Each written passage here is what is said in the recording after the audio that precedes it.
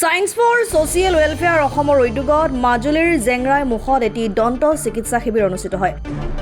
দাঁতৰ বিশেষজ্ঞ চিকিৎসক ডাক্তৰ প্ৰত্যুষ বৰদলৈয়ে চিকিৎসা সেৱা আগবঢ়োৱা এই শিবিৰত প্ৰায় ৩ শতাধিক লোকক সম্পূৰ্ণ বিনামূলীয়াকৈ চিকিৎসা সেৱা আগবঢ়োৱা হয়।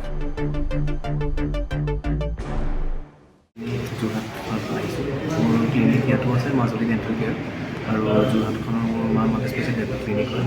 আমি বিশেষ আমি জেগাৰিলৈ আহিছোঁ এটা বিনামূলীয়া ডেণ্টেল কেম্প অৰ্গেনাইজ কৰিবলৈ।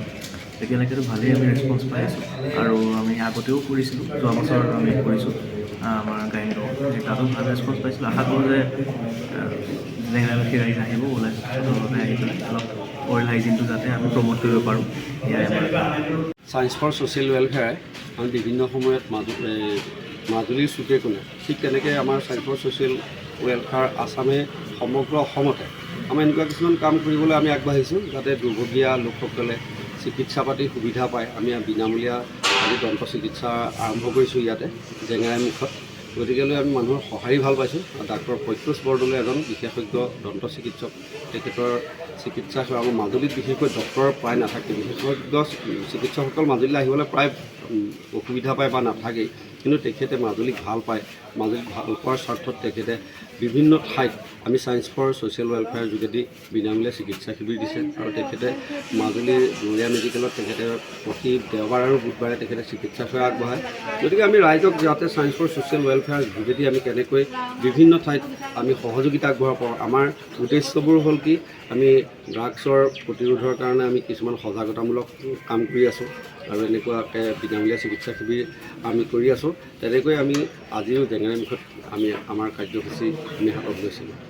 জেংৰাই মুখ এইটো আমাৰ মানে TMPK TMK Majuli district office হয়। এইটো ইয়াতে আমাৰ জয়ন্তদাই মোক ক'লে আজি এসপ্তাহৰ আগতে যে এনেকুৱা এটা বিনামূলীয়া ডেণ্টেল মানে ট্ৰিটমেণ্ট এটা শিবিৰ এটা কৰিব লাগে। সেইকাৰণে মই যিটো পাৰোঁ মানে সেইখিনি আমাৰ অৰ্গেনাইজেশ্যনৰ লগত আলোচনা বিলোচনা কৰি মই অৰ্গেনাইজটো কৰিলোঁ আৰু আজি দেখিছোঁ মানে যথেষ্ট মানুহ আহিছে, পেচেণ্ট আহিছে আৰু আহিবলগীয়া আছে। এতিয়ালৈকেতো প্ৰায় 100জনৰ ওপৰতে হৈছে পেচেণ্ট। এতিয়ালৈকে ট্ৰিটমেণ্ট চলি আছে, ভালকৈ চাই আছে।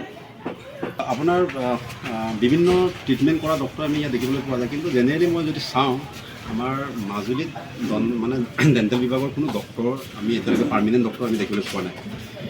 বিশেষকৈ চকু ডক্টৰ আৰু ডেণ্টেলৰ ইয়াত একো দেখিবলৈ পোৱা নাই। তো আজি মই মানে এইটো সৌভাগ্য বুলি ক'ব লাগিব। আমাৰো মানে বহুত দিনৰ আগৰ পৰা তাৰমানে ডেণ্টেলৰ মানে প্ৰব্লেম চলি আছে, কিন্তু স্পেচিয়েলিষ্টক দেখুৱাবলৈ তাৰমানে আমাৰ কোনো মানে এনেকুৱা ডক্টৰ আমি নাপাওঁ। তো সেইকাৰণে আমি ভাবিলোঁ যে এইটো নিশ্চয় জেংৰাই মুখত যদি এনেকুৱা এটা প্ৰগ্ৰেম কৰে তেতিয়াহ'লে নিশ্চিতভাৱে আমাৰ ৰাইজৰ কাৰণে বা বিভিন্ন এনেকুৱা অসুখ হৈ থকা মানুহৰ কাৰণে সুবিধা হ'ব।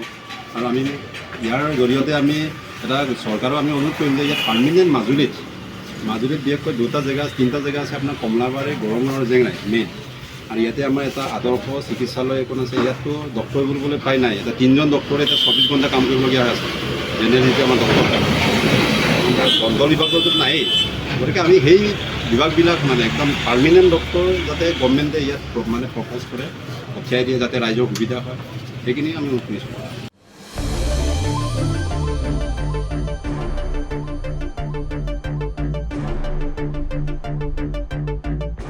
News desk report, Democratic Assam.